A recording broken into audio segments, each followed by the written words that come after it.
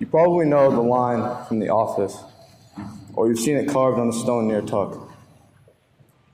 I wish there was a way to know you were in the good old days before you have actually left them. Making the most of these good old days has not always been my strength.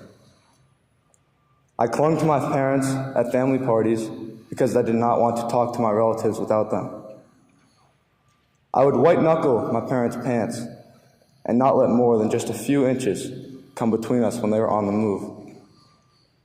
The few intimidating times we separated, I really did not know what to do with myself.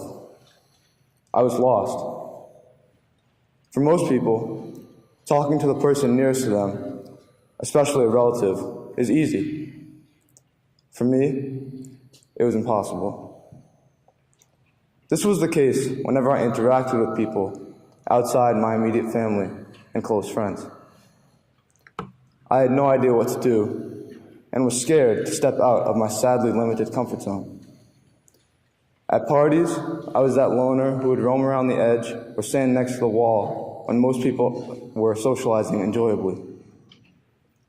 When I first came to the Abbey, this all became painfully obvious, and I realized that my social situation was a crisis. I had a case of severe quietness, but I did not want to accept the diagnosis because of how much it truly bothered me. I would see my outgoing classmates quickly meeting new people, and I was jealous. I experienced so many incredibly awkward situations. An older student would ask me a question, like, "So what did you think about the food in the dining hall at lunch?"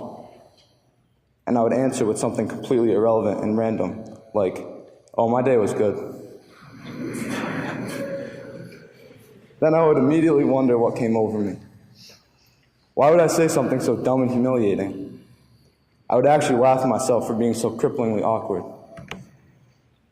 Another milestone in my weirdness was after the most serious of many fights Tommy Teravainen and I had in the first few months of third form year.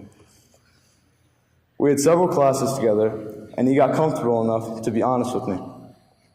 So he told me how awkward and lame I was. Unsure of what to say, I snapped back at him about how judgmental he was. This spiraled into a slightly more physical discussion. The next day, we had an uncomfortable literature class together, with Tommy in his assigned seat right next to me. We laugh about it now, but I didn't think it was funny then. When the final weeks of third form year rolled around, however, I realized I did not like the fact that come the last day of school, I would not see these border friends for the next 3 months. These were the people, the very few people, that I had met, opened up to just a little, and had even become close with, despite my crippling and cringy awkwardness. They were the guinea pigs in my weak attempts to be a more social, open person than I was. And because they accepted my attempts, I had a different connection with them than people I'd met in the past. When that summer ended, and it was time for Red Key to help out on move-in day for the dorms, I realized that this was my prime opportunity to start fresh. I forced myself to introduce myself to new people, even adults. I spoke up. I started conversations with new students. I answered questions with answers that made sense and used more than one word.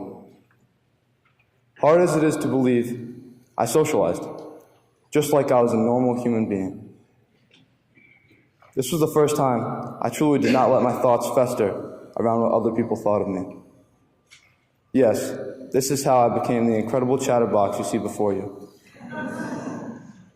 I will always be grateful for choosing the Abbey over Portsmouth High, where all my childhood friends chose to go. Portsmouth Abbey has made me uncomfortable with being uncomfortable. Let's take right now as an example. Up until a couple weeks ago, the last thing I could ever have seen myself doing was one of these talks. Ever since the first one I listened to, third form year, I was convinced that I would never stand up at this lectern and talk about myself.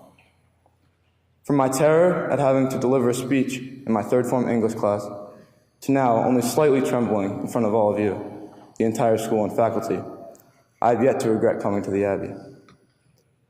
Well, maybe 10 minutes ago there was some regret, but it's all good now because I can see how close I am to the end of the sheet of paper.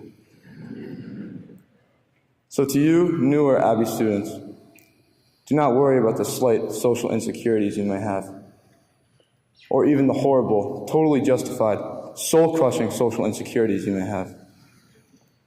Gradually, you, like me, can expand your comfort zone and make the most out of your time here.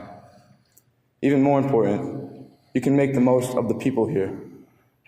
Don't look back later and realize you have left the good old days and regret some of the friends you let go by. Thank you.